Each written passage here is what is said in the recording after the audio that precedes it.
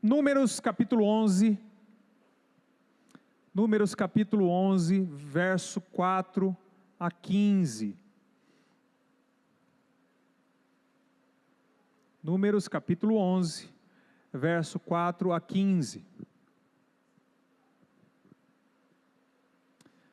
Quem encontrou diz amém. Então levanta bem alta a sua Bíblia. Essa é a minha Bíblia. Eu sou o que ela diz que eu sou. Eu tenho o que ela diz que eu tenho. E eu posso o que ela diz que eu posso. Abrirei meu coração.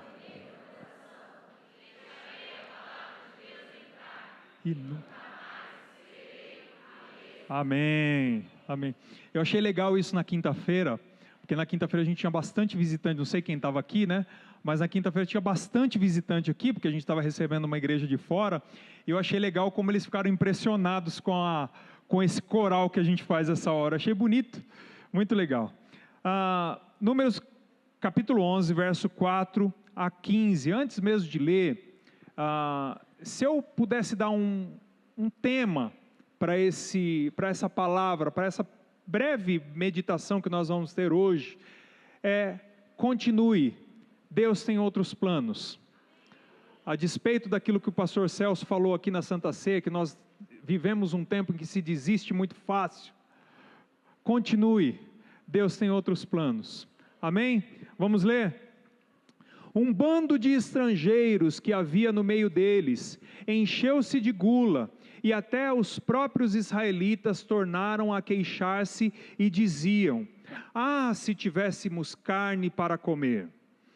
Nós nos lembramos dos peixes que comíamos de graça no Egito, e também dos pepinos, das melancias, dos alhos porós, das cebolas e dos alhos. Mas agora perdemos o apetite, nunca vemos nada, a não ser este maná.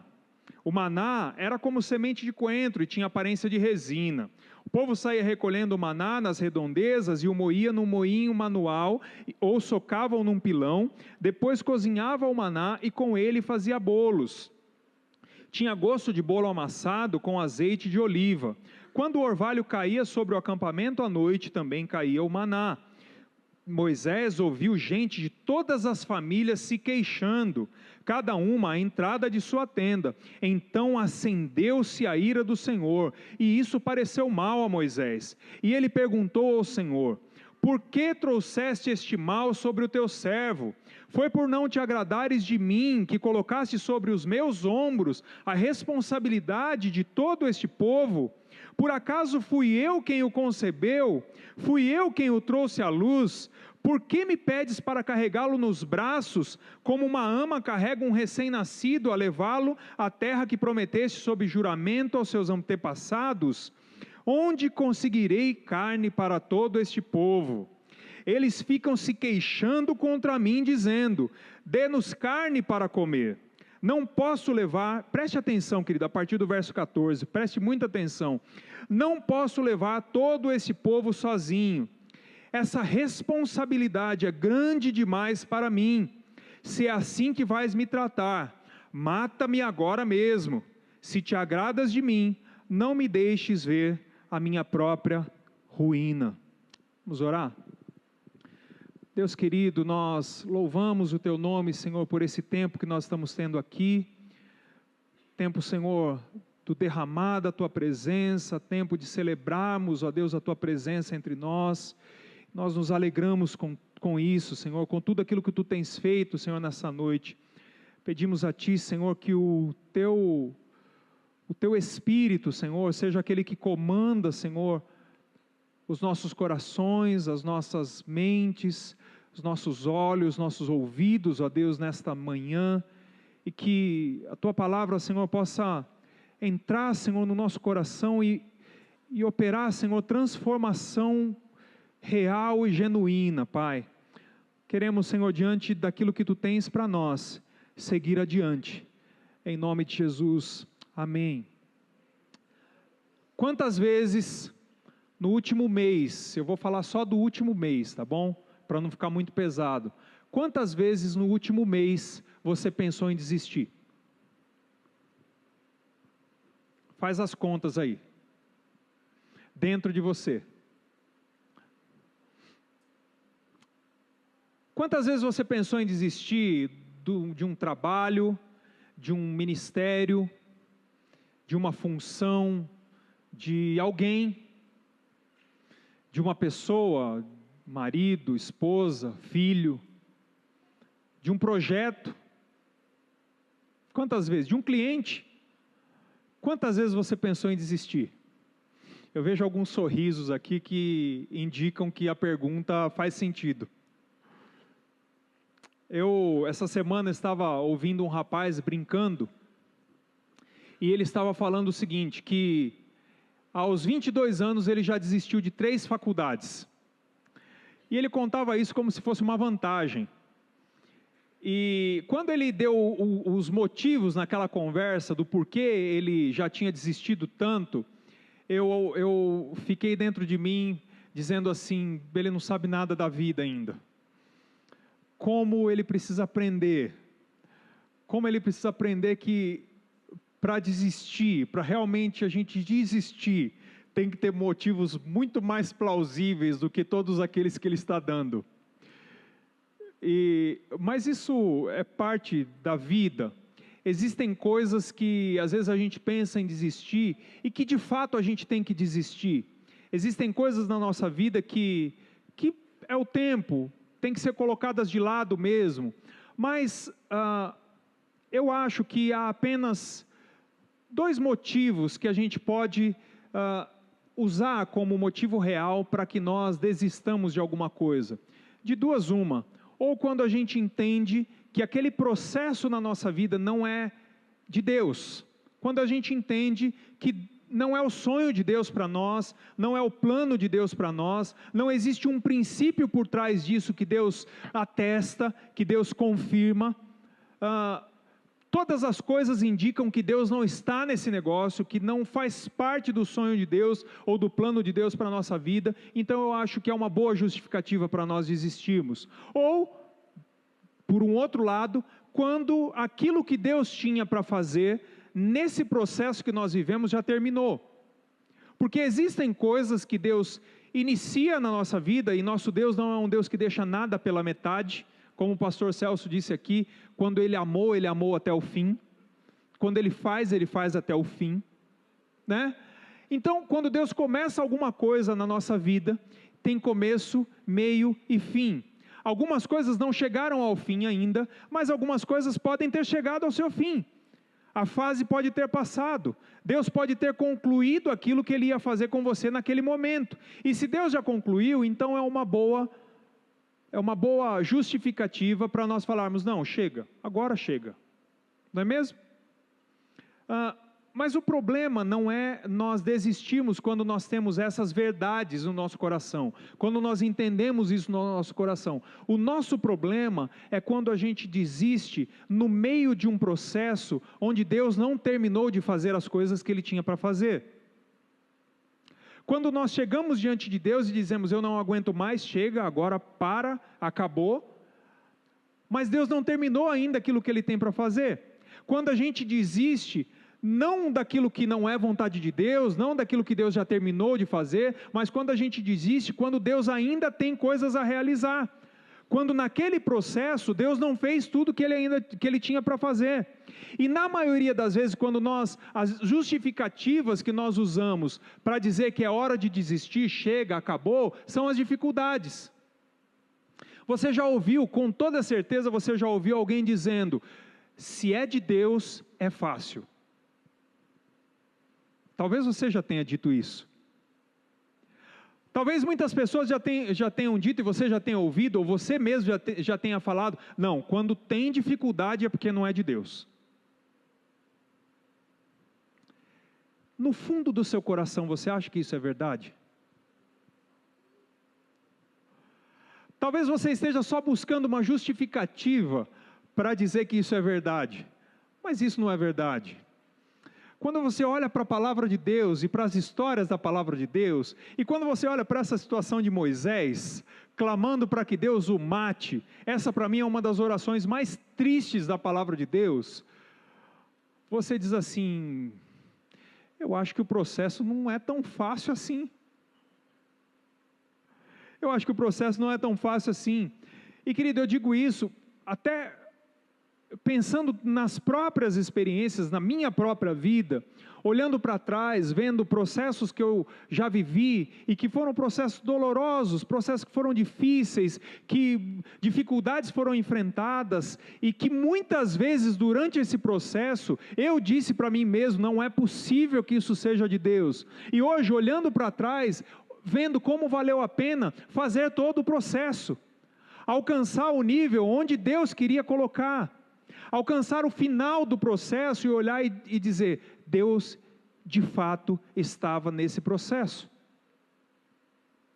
E eu tenho certeza que você também já experimentou isso, e eu tenho certeza que você também experimenta a busca pela justificativa da dificuldade para poder abandonar algumas coisas que Deus começou na sua vida, para poder abandonar alguns processos de Deus na sua vida. E eu fico imaginando, sabe o quê? Se Paulo pensasse assim.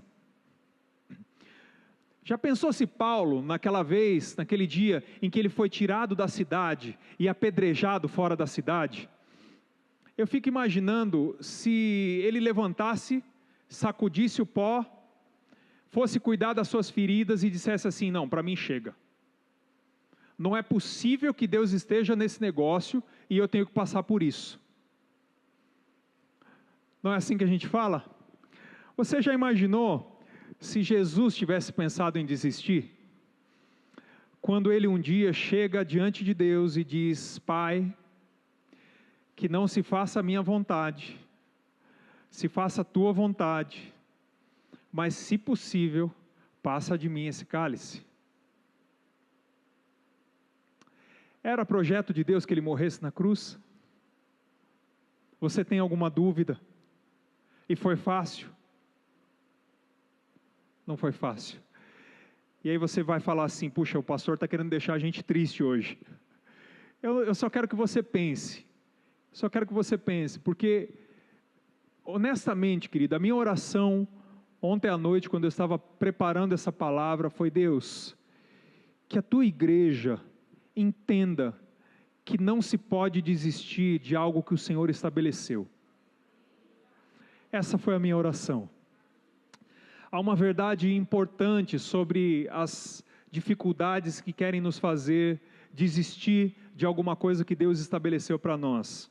Eu quero que você guarde isso no seu coração. Se você não guardar mais nada dessa palavra, eu quero que você guarde essa frase, essa verdade no seu coração. O fato de Deus querer fazer algo na sua vida, ou através da sua vida, o fato dele estabelecer um plano para você, não significa que isso vai se cumprir automaticamente, por um simples motivo. E essa é a verdade. Ele te escolheu para fazer parte desse processo. Ele te capacitou para fazer parte desse processo. Ele colocou em você dons, Ele colocou em você um chamado, Ele colocou em você uma capacidade para você fazer parte desse processo. Ele te escolheu como parceiro para cumprir aquilo que Ele tem que cumprir na sua vida. Não é hora de desistir. Vamos pensar um pouquinho nesse texto. Olha só o contexto. Moisés foi escolhido para tirar o povo da escravidão do Egito e levar para a terra prometida. Essa era a missão de Moisés. Mas quando a gente vê assim, de uma maneira muito simples, a gente pensa que Moisés foi só um guia, né? Que Moisés ia ouvindo ali o que Deus ia falar, agora pela direita, agora pela esquerda, e o povo ia seguindo ele. Mas não foi isso. Esse processo era um processo, na verdade, de estabelecimento, de constituição de uma nação.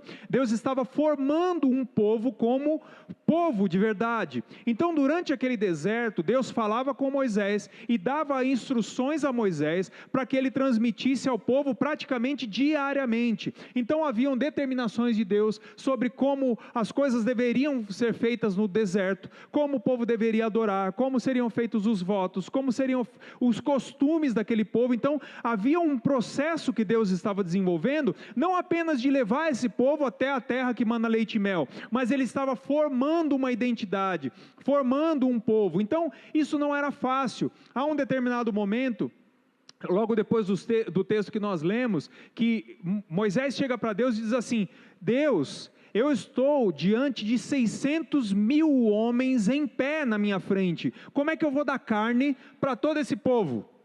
Então era muita gente, e onde tem muita gente, você imagina o tanto de problema que tinha, você imagina o tanto de dificuldade que tinha. E parece que no meio desse processo, o povo começa a reclamar daquilo que Deus estava fazendo. E isso parece, a impressão que eu tenho aqui quando Moisés faz essa oração e pede para que Deus o mate, é que isso foi a gota d'água. O capítulo 12, versículo 3, tem um texto que parece que está solto no ar, quando Miriam e Arão começam a criticar Moisés. No versículo 3 do capítulo 12 diz o seguinte: que Moisés era muito paciente, mais paciente do que qualquer homem que tinha sobre toda a terra. E esse homem, o mais paciente de todos, explode nesse momento. Ele chega nessa hora, nesse momento, e explode. Parece que aquela reclamação foi a gota d'água, parece que aquilo despertou a ira de Moisés, e ele falou para mim: chega. Ele desabafa diante de Deus e diz: chega, acabou, eu não quero mais, eu estou cansado, eu estou sobrecarregado, eu estou sozinho, essa responsabilidade é muito pesada, esse povo é muito numeroso, para mim chega. Deus, faz uma coisa, me mata, porque... Ele estava tão angustiado que para ele não era suficiente só parar. Ele queria morrer. E ele fala assim: me mata porque eu não quero ver essa ruína. Olha só o contexto que nós estamos. E o que me chama a atenção na história toda desse texto, é claro que existe um contexto muito maior do que só aquilo que nós lemos, mas o que me chama muita atenção nessa história toda é que muitos dos motivos, muitas das justificativas que levaram Moisés a ter essa explosão e a querer desistir de tudo, querer morrer e querer parar com tudo, são muito semelhantes aos motivos e às justificativas que nós damos para querer desistir de tudo. Algumas coisas estão acontecendo aqui, se você pegar a história antes desse texto e caminhar mais para frente, capítulos 12, capítulo 13, até o final, quando o povo chega diante da terra prometida, você vai ver que tem muitos fatores aqui que vão contribuindo para que ele chegue nesse ponto. Então, há um tempo de desgaste, há um tempo, ninguém quer desistir do dia para a noite, né? Você não começa um projeto e no outro dia você quer desistir do nada, porque te deu na telha de desistir. Normalmente há um processo de desgaste, há um processo de cansaço, há um processo de muitas vezes frustração por não ver o efeito daquilo que você gostaria de ver, ou por as coisas não acontecerem da maneira como você gostaria que acontecessem. Então existe um processo. E assim como Moisés viveu esse processo, nós também vivemos esses processos. Você não chega no seu trabalho e diz assim: não, hoje eu vou chutar o balde, vou pedir a conta, vou mandar esse chefe lamber sabão e vou embora. Do nada. Num dia você está feliz, produtivo, você é o funcionário do mês e no outro você quer desistir. Isso não acontece. Existe um processo que vai te cansando, que vai te desanimando, e aí você chega numa hora que tem uma situação, que ela então é a gota d'água. Então, o que Deus falou ao meu coração, que nessa história de Moisés tem muito a ver com os nossos processos de desejo por desistência. E a primeira coisa que Deus falou muito ao meu coração é que Moisés estava influenciado por um ambiente cheio de pessoas que já tinham desistido. Na primeira dificuldade que esse povo passou, eles quiseram desistir. Quando eles saem do Egito, eles chegam diante do mar, e não era longe, porque logo em seguida o exército os alcançou. Quando eles chegaram diante do mar, havia toda uma estratégia que Deus já tinha dado para Moisés. Olha, Moisés, você vai levar o povo para esse ponto, fique nesse ponto. E quando você chegar nesse ponto, você fala para o povo olhar para trás, e eles vão ver o exército, e você vai dizer para eles assim: olha, está vendo esse exército? Presta bem atenção nesse exército, porque vocês nunca mais vão ver. Olha que coisa poderosa que Deus estava para fazer. E sabe o que o povo diz? Olhou para Moisés e disse assim: Moisés, você trouxe a gente para cá porque não tinha túmulo suficiente no Egito? Era melhor que a gente tivesse morrido lá. Gente que te influencia o tempo todo a desistir, sabe? Quando você está perto de gente que o tempo todo está dizendo, não vale a pena. Está dizendo assim, igual a mulher de Jó, amaldiçoa esse Deus e morre logo de uma vez. Parece que não, mas às vezes a gente não percebe que a gente vive no meio dessas pessoas. Gente que desiste, vai tentar te convencer que a melhor atitude para fazer diante de qualquer dificuldade é abandonar, é deixar para lá. A casa, se não der certo, separa. Né? Troca esse emprego por esse, se não der certo é mais um emprego. Pede a conta, né? Pede demissão logo, você tá tão difícil lá, né? Mas dentro do seu coração ainda tem aquela lembrança de que Deus te levaria para aquele lugar. E aí você, em vez de dar ouvido para aquilo que Deus determinou que ia fazer na sua vida, você começa a dar ouvido para as pessoas que desistem. Você começa a ser influenciado para as pessoas que abandonam diante da primeira dificuldade. Eu acho engraçado como tem pessoas que às vezes estão dentro de um projeto profissional, por exemplo, estão passando por algumas dificuldades e eles vão se aconselhar com aquela pessoa que não para em emprego nenhum. Né? O que você acha que uma pessoa dessa vai te falar? Ou aquele que está vivendo, vou um pouquinho mais fundo agora, aquele que está vivendo dificuldade dentro do casamento e vai se confessar com aquele amigo separado do trabalho, que odeia casamento. O que você acha que ele vai dizer para você? Que vale a pena lutar pelo seu casamento? Pela sua esposa?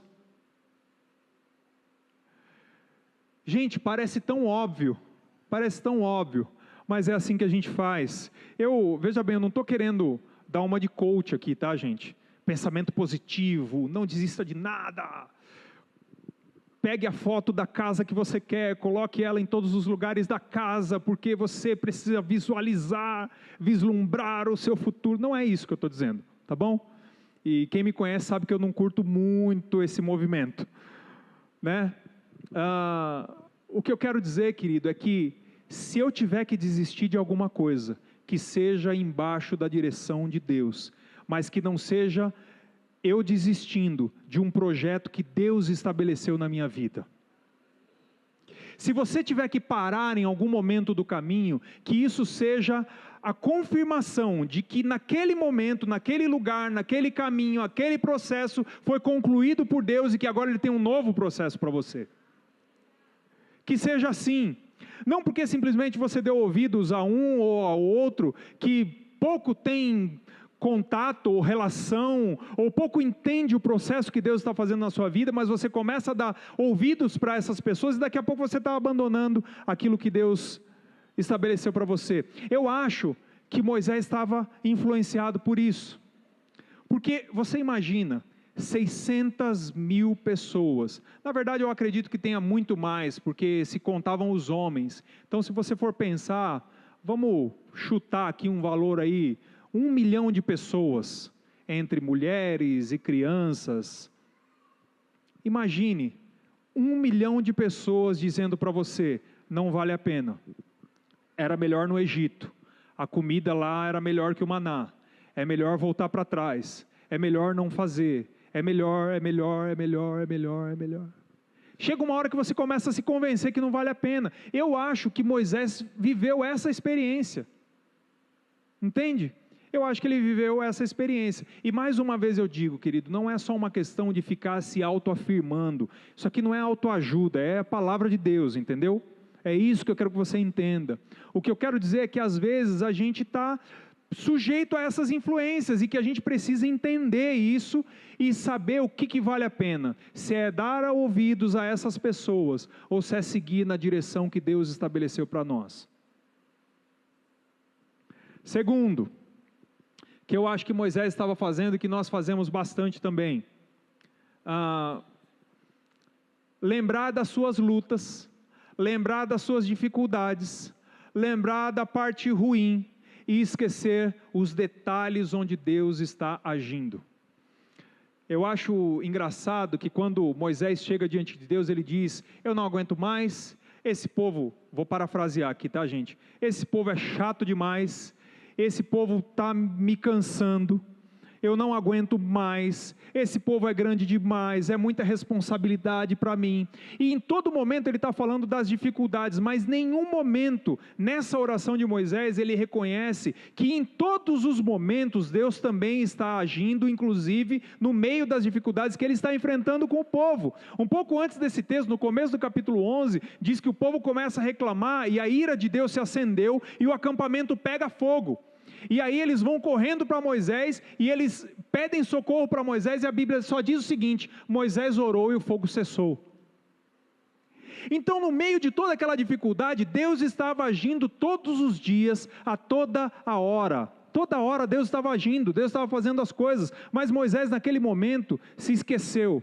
Ele coloca o seu foco todo nas dificuldades, nas lutas, e ele se esquece que perto dele, junto dele, há um Deus que age, há um Deus que opera, há um Deus que muda toda e qualquer situação. É isso que nós não podemos esquecer. É isso que nós não podemos esquecer. Uma das coisas que eu gostaria, sabe, querido, do fundo do meu coração, que nessa manhã Deus despertasse a sensibilidade do seu coração, para que você entenda e perceba a mão de Deus nos detalhes de todos os processos que você está vivendo, mesmo nos mais difíceis. Como eu gostaria, querido, que isso mudasse uma chave, que isso se tornasse uma verdade profunda no seu coração, e que você, mesmo em meio a qualquer dificuldade, conseguisse perceber e dizer assim: está ruim, está difícil, mas Deus está aqui. A minha esposa Mirene, ela estava falando com uma amiga nossa ontem, por WhatsApp, ontem de manhã, e não é crente, tá? Só para contextualizar. Nós ficamos sabendo que ela sofreu um acidente, e ela falou assim para Mirene: olha, eu vou te mandar as fotos do carro para você ver se não foi Deus que me guardou. E aí ela mostrou as fotos do carro, ela capotou o carro estava todo destruído, acabou com o carro, e apenas o lugar onde ela estava não aconteceu nada. E ela soube reconhecer isso. E às vezes, querido, nós conhecemos toda a verdade da presença de Deus, já experimentamos inúmeras vezes o agir de Deus na nossa vida, mas às vezes a gente coloca o nosso foco em tantas coisas que não são esses detalhes do que Deus está fazendo. Pensa naquilo que Deus tem feito na sua família, pensa nas coisas que Deus tem feito e tem te honrado. Deus está agindo, ainda que você esteja caminhando no deserto, ainda que muitas coisas estejam acontecendo e parece que o mundo está de ponta cabeça, mas Deus ainda está lá, Deus não saiu de lá. Deus não saiu de perto de você, Ele continua nos guardando, Ele continua nos consolando, Ele continua, porque Ele vai até o fim. Ele tem outros planos. Eu acho que Moisés também, uma outra questão, um outro motivo, eu acho que Moisés se sentiu sozinho. E ele fala isso várias vezes. E eu acho que Deus entende tanto isso, que Deus, quando responde para ele e fala dos 70 homens que ele ia levantar para ajudar ele, Deus fala assim para ele: esses 70 homens eu vou pegar o espírito que tem sobre você e vou colocar sobre esses 70 homens. E eles vão te dar apoio para que você não se sinta sozinho nessa tarefa, nessa caminhada. Então, queridos, sentir-se sozinho é fato, uma hora vai acontecer. Às vezes a gente se sente mesmo sozinho. E às vezes, esse sentimento de solidão não tem a ver com a quantidade de pessoas que está à nossa volta. Muitas vezes tem a ver, porque lembra da quantidade de pessoas que nós falamos que estavam perto de Moisés? Então, ele olhar para Deus e sentir-se sozinho, talvez se ele falasse para mim, eu ia falar: Moisés, mas tem tanta gente aí, por que você está se sentindo sozinho? Mas às vezes é porque nós não temos perto de nós pessoas que conseguem entender a profundidade daquilo que nós estamos vivendo. Pessoas que conseguem nos apoiar nos processos que Deus está fazendo na nossa vida e conseguem de repente olhar para nós e dizer: filho, continue, eu tenho outros planos. Filho, vá em frente, eu tenho outros planos. Saiba que muitas vezes, querido, a gente está sozinho porque a gente se isola e a gente acha que Deus não pode colocar o Espírito dele sobre outras pessoas, mas que em nome de Jesus, nessa manhã, o Senhor abra o nosso coração, abra os nossos olhos, abra a nossa alma para que a gente consiga entender, nos dê sabedoria, para que a gente consiga atrair para perto de nós essas pessoas onde Deus vai colocar o seu Espírito para nos dar o apoio que Ele quer usar para nos dar, entende? Para nos dar o suporte devido que Ele quer nos suportar, que Ele quer nos dar, entende? Que Ele abra os nossos olhos para isso, porque existem pessoas em que Ele colocou o Espírito, o mesmo Espírito que está em você, entende? É por isso que a gente fala tanto de comunhão, é por isso que a gente fala tanto de liga, é por isso que a gente fala. Eu estava conversando com a Samantha ali no começo do culto, e ela estava dizendo da experiência que eles tiveram na liga de ontem à noite, né, do mover de Deus, e que eles começaram a liga sem muita expectativa, gente nova, gente de fora, e aí como que vai acontecer? E aí Deus coloca o seu Espírito naquele lugar.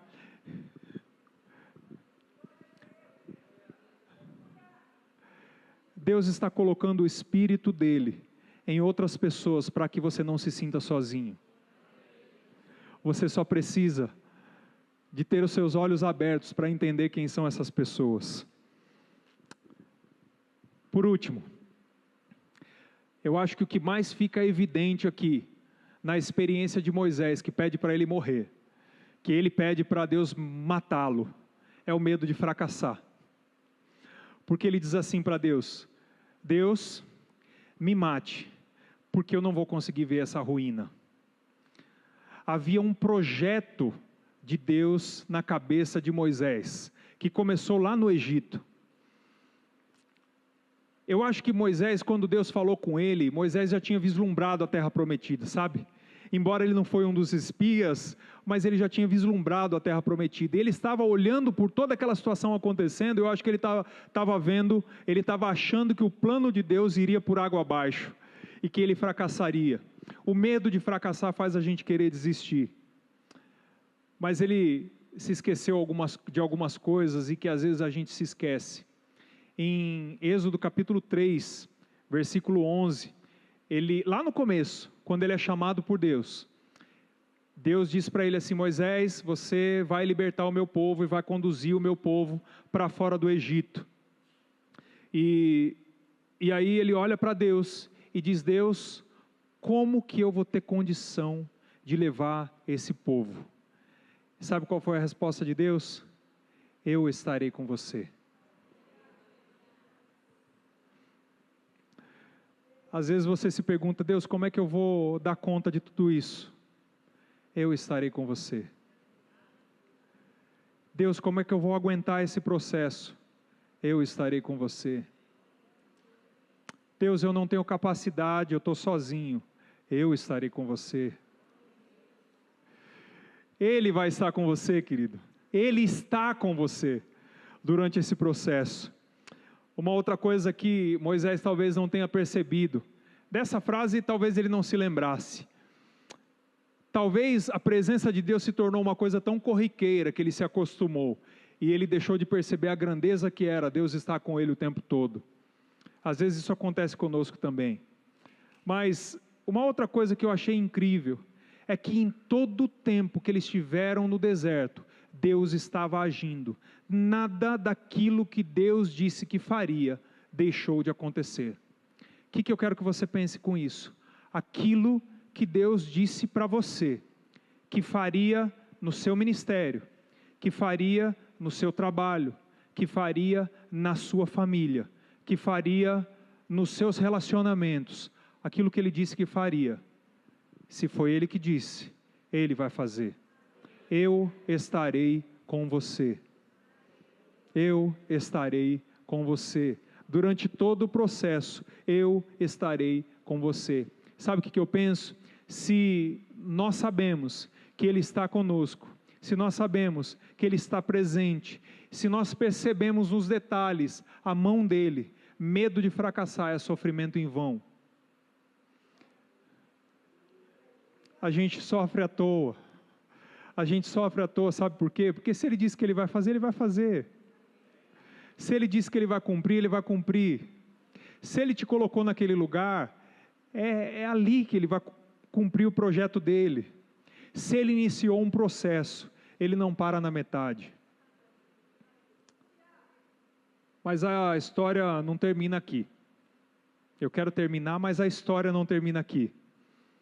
Diante de todas essas justificativas, Moisés clama pela morte. E ele pede para Deus que o mate. Deus, me mata. Eu quero a morte. Mas vem uma resposta de Deus. Essa oração de Moisés não fica sem resposta. Vem uma resposta de Deus e aqui eu aprendo a primeira e mais profunda coisa que deveria ser corriqueira nos nossos processos de vida. É que sempre há uma resposta, mas nem sempre essa resposta é o que a gente espera.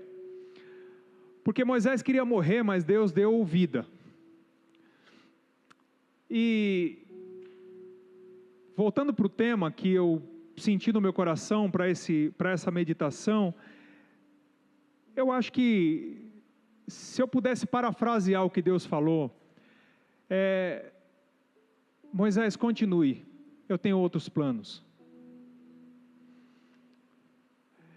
Diante das suas existências, continue, eu tenho outros planos.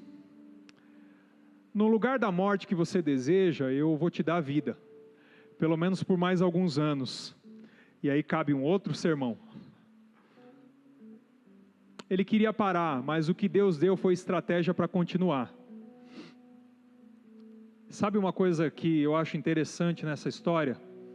É que parece que a reclamação do povo, depois desse momento que Moisés vive com Deus, parece que a reclamação do povo piorou.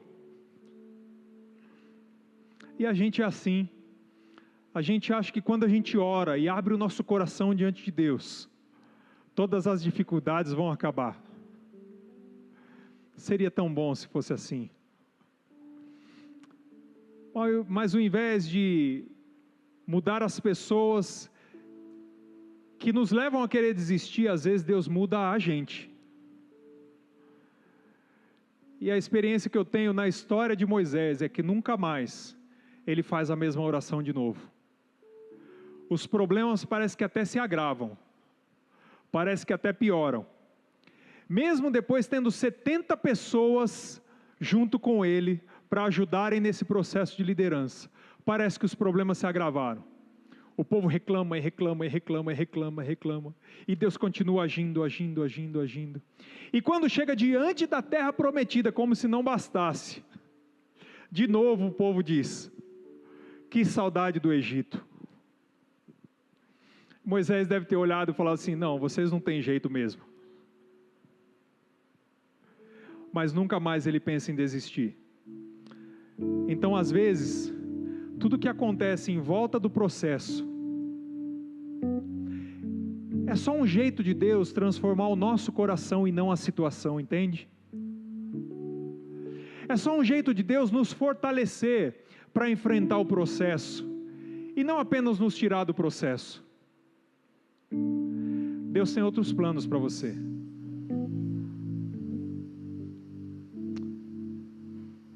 Mas às vezes, querido, esse desejo de desistir é uma coisa tão intensa que parece que é maior que nós. Parece que nenhuma palavra que nós ouvimos, parece que nenhum texto que nós lemos ou pregação, parece que nada do que Deus nos fala parece nos animar. Mas que em nome de Jesus nessa manhã, nesse início de tarde, que o próprio Espírito Santo de Deus opere uma transformação no seu coração.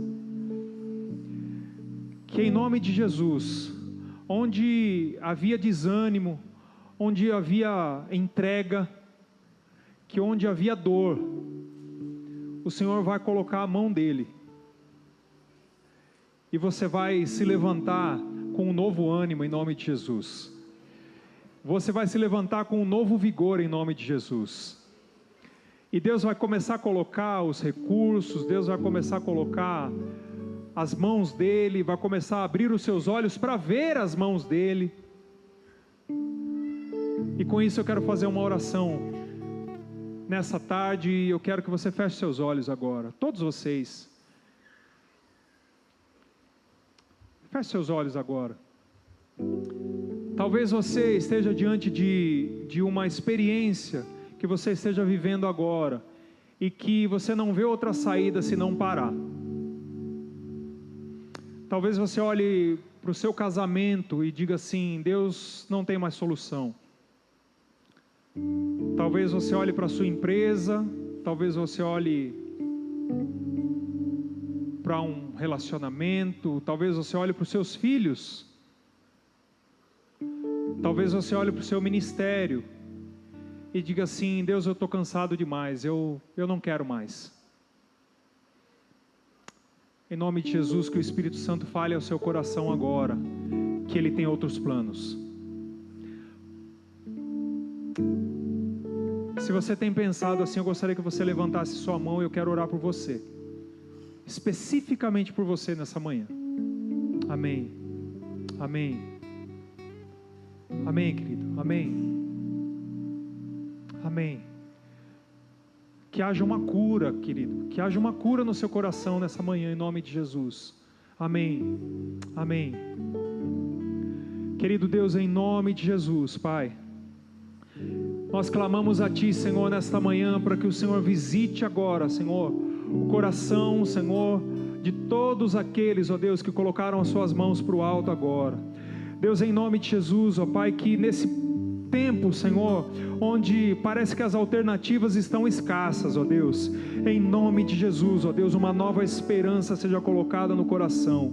Deus, em nome de Jesus, que Tu possas renovar o ânimo, renovar, Senhor, o vigor, que em nome de Jesus, ó Deus, o Teu Espírito, Senhor, possa abrir os olhos, ó Deus, e mostrar todo o suporte que o Senhor tem provido, Senhor, que em nome de Jesus os Teus anjos, ó Deus, estejam levantando as mãos cansadas, ó Pai, nesta manhã, e em nome de Jesus, ó Deus, dentro do coração de cada um desses irmãos, ó Pai, possa ecoar a palavra que diz que o Senhor ainda não terminou, e que aquilo que o Senhor começa, o Senhor há de terminar, que não é hora de parar, que não é hora de basta, que não é hora de dar um basta, que não é hora de lavar as redes, como a Tua palavra diz, ó Pai, porque o Senhor ainda tem uma pesca maravilhosa, porque o Senhor ainda tem grandes coisas para fazer, porque o Senhor ainda tem uma honra para fazer, ó Pai, e que embora nós não vejamos agora, Pai, em nome de Jesus, a nossa fé seja avivada, Senhor, a respeito das coisas grandiosas que o Senhor tem para operar na nossa vida, em nome de Jesus, em nome de Jesus,